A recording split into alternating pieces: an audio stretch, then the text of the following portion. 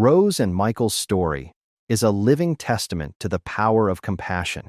It ignites the ability to go beyond one's limits, to bring goodness to others. This act not only enriches the life of the recipient, but also creates positive changes in the life of the giver. Let us know where you're watching from. Now, relax and enjoy this amazing story. The warm glow of the setting sun filtered through the blinds of room 412 at St. Paul's Hospital, casting long, soft shadows across the bed. Luke Martin lay propped against the pillows, his frail body barely making an impression on the mattress. At 82, his children had moved far away long ago, their lives consumed with the demands of families and careers. Rose Evans, a nurse nearing the end of a grueling 12-hour shift, stood in the hallway glancing at Luke's chart. Looking at him reminded her of her father in the final months of his life. Her feet ached, her stomach rumbled, and she longed to go home to her tiny apartment, but her heart urged her to stay. Taking a deep breath, she pushed open the door with a soft knock. Luke turned his head slowly, his tired eyes meeting hers. "Hello, Mr. Martin. I thought I'd stop by before heading home. Do you mind if I sit with you for a bit?" "You've had a long day, young lady. Don't you have better things to do?" "Not really. Besides, I think everyone deserves a little company." "Would you like to talk about anything?" "It's been a while since anyone's asked me that. I used to be a teacher, you know. English literature. Spent 30 years in a classroom." "That's amazing. What made you choose teaching?" "It wasn't for the money, that's for sure. I loved the way books could open up the world to kids. They'd walk into my classroom with no idea who Shakespeare or Steinbeck was, and by the end of the year, they'd be quoting lines back to me." Luke told her about his favorite novels, his years spent coaching the debate team, and the wife he had lost 10 years earlier to cancer. As he reminisced, the lines of worry and sorrow on his face seemed to soften. As Luke's voice grew tired, Rose picked up a book from the table next to the bed. "Would you like me to read to you?" "You'd do that?" "Of course. What's life without a good story?" She began reading, her voice calm and melodic, filling the room with warmth. Luke closed his eyes, not to sleep, but to savor the simple comfort of having someone near. Unbeknownst to them, the muffled sound of her reading carried through the thin hospital walls to the adjacent room, where a wealthy visitor named Michael sat beside his mother's bed. He sat scrolling through his phone. The sound of Rose's voice reached him. It was soothing, genuine, and filled with a kindness that tugged at something long buried in his heart. Curious, he stepped into the hallway, following the sound. Peering into Luke's room, he saw Rose seated by the old man's bedside, her expression one of complete focus and care. Michael lingered by the doorway, and for reasons he couldn't explain, he felt deeply moved. That night, as Rose left the hospital and walked home under the dim light. Little did she know, her simple act of kindness had not only comforted Luke, but also awakened something unexpected in the heart of a man who had the means to change her life forever. The following evening, Rose found herself drawn back to Luke's room, even though it was her day off.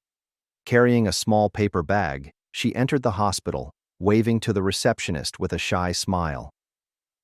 "I'm here to visit Mr. Martin."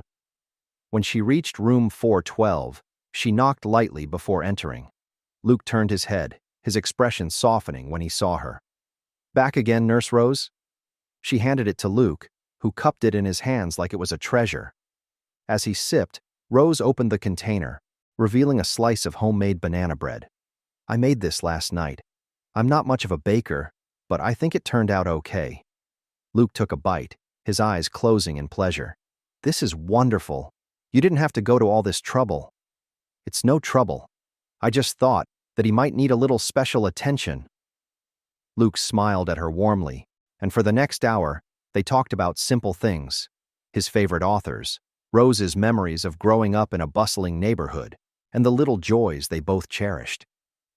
Meanwhile, Michael had returned to the hospital. Yet something kept him coming back. Not for her sake, but for the sense of peace he'd felt the night when he overheard Rose and Luke. As he walked past Luke's room, Michael paused. The door was ajar, and he could see Rose sitting by the bed. Her presence felt so natural, as if she belonged there. Michael stood there for a long moment.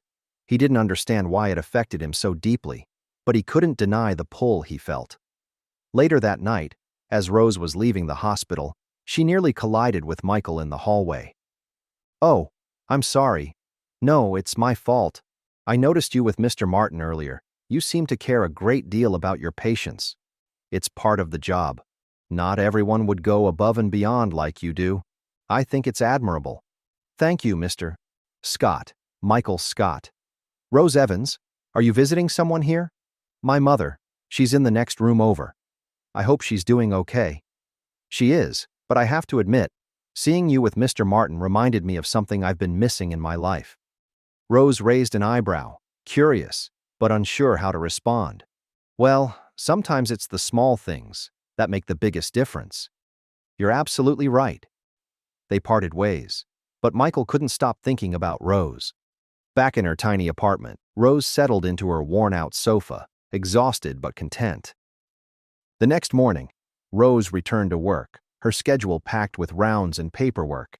St. Paul's was perpetually understaffed, and the relentless demands left little room for anything beyond the essentials.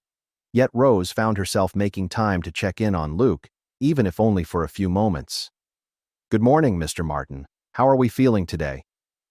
"Like a very lucky old man, your tea and banana bread might have been the best medicine I've had here." "I'll take that as a prescription request."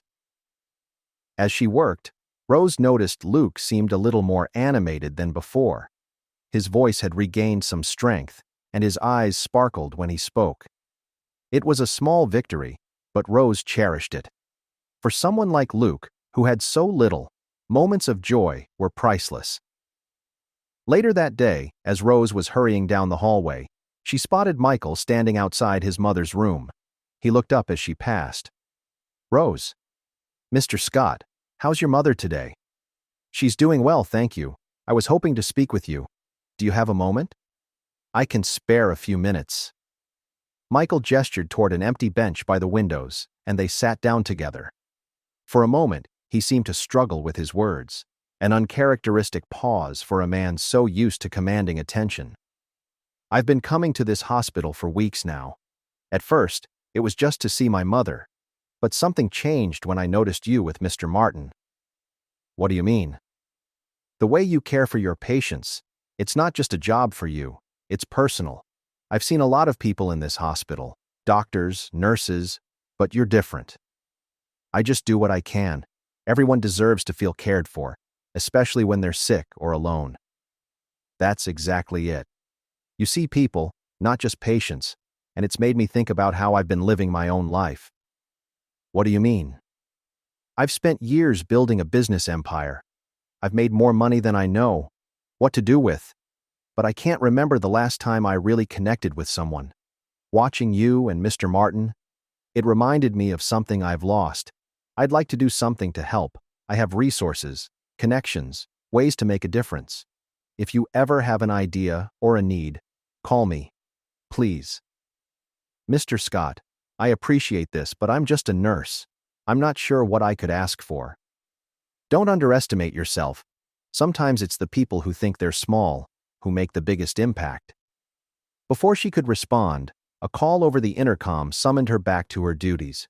She tucked the card into her pocket, offering him a polite smile. "Thank you, Mr. Scott. I'll think about it." That evening, Michael walked into his mother's room with a rare sense of clarity. For the first time, he sat by her bedside, holding her hand and talking to her about more than just her treatment plan. It was a small but significant shift, inspired by the quiet compassion he had witnessed in Rose. Meanwhile, Luke's condition had stabilized enough for the doctors to consider discharging him. One afternoon, as Rose changed the dressing on his arm, she decided to ask, "Mr. Martin, have you thought about what happens when you leave here? Will someone be helping you at home?" "I'm afraid there's no one left. My wife was my world, and after she passed, well, the kids drifted. They call every now and then, but they have their own lives." You shouldn't have to go through this alone. Don't worry about me, dear. I'll manage. I always do. But Rose couldn't let it go. That evening, as she sat in the break room sipping lukewarm coffee, she pulled out Michael's card. Her mind raced with questions. Could she really call him? What would she even ask for?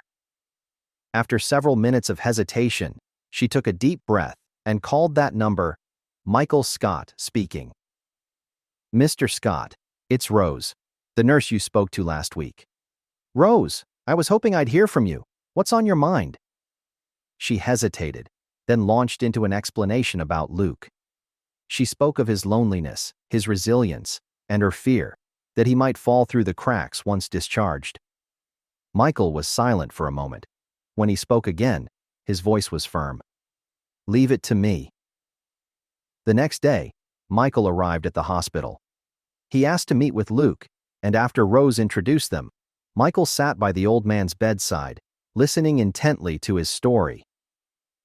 I have a small foundation that provides housing and care for seniors who need it. It's well-staffed, comfortable, and not far from here. If you're open to it, I'd like to offer you a place there. Tears welled in Luke's eyes, and Rose stood by, barely able to contain her emotions. Over the next week, arrangements were made for Luke's transition.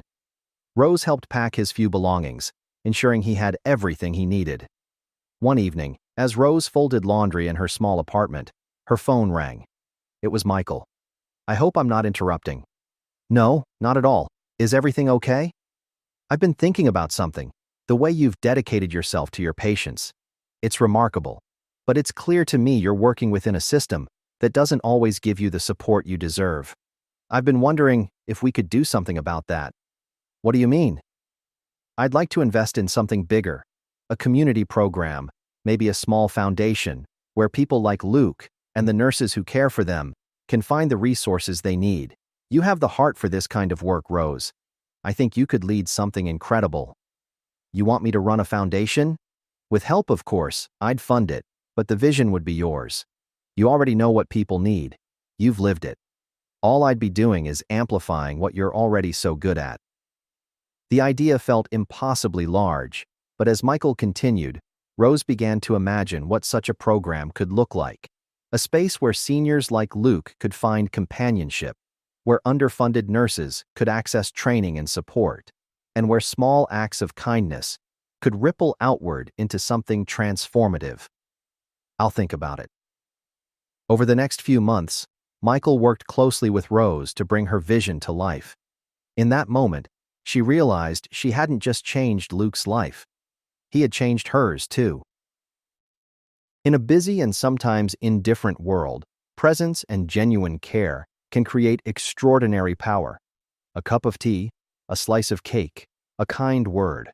All of these can spark profound and meaningful changes. Are you willing to spend your time helping strangers, like Rose and Michael did? Please share your thoughts in the comments below. If this story touched your heart, give it a like and share it with others. Don't forget to subscribe to our channel to hear more inspiring stories. Goodbye, and see you soon.